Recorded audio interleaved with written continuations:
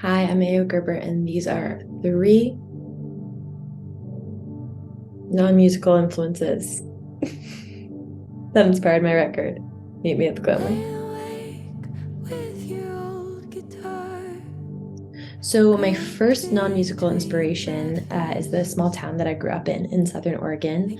In late 2020, I went back to visit my family and ended up staying for a sort of extended period of time. It's a really beautiful place that I often long for and miss, especially living in a city.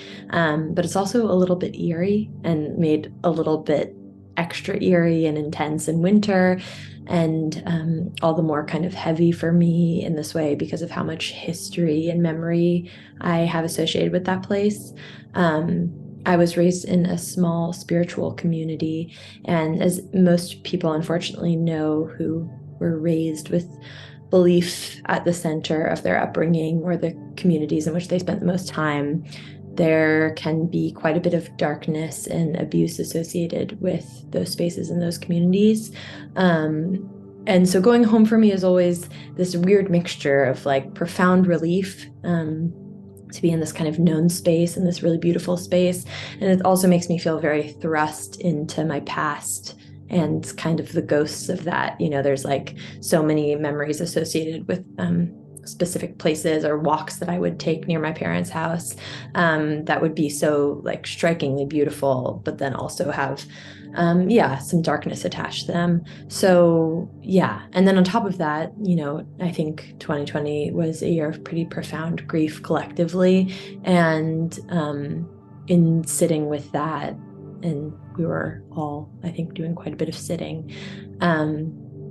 It kind of had me reckoning with my own kind of more personal grief that I feel like around my childhood I hadn't spent a lot of time really allowing myself to process. And I felt really kind of thrust into that, both because of the time that it was and also the place that I was.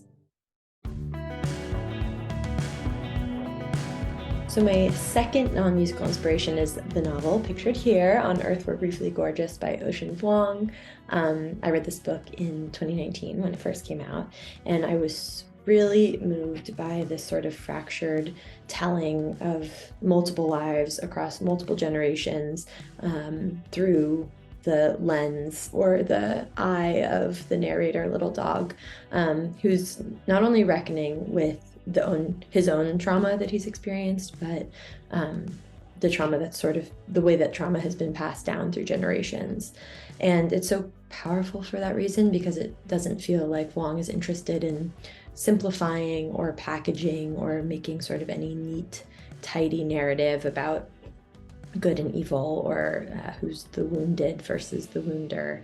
And so in that way, it really felt like a mirror for me, in how I might be able to look at my own life, and kind of created this blueprint for me in a creative way, of how one way that someone has done that in a creative output, sort of brought this complexity to the page in a way.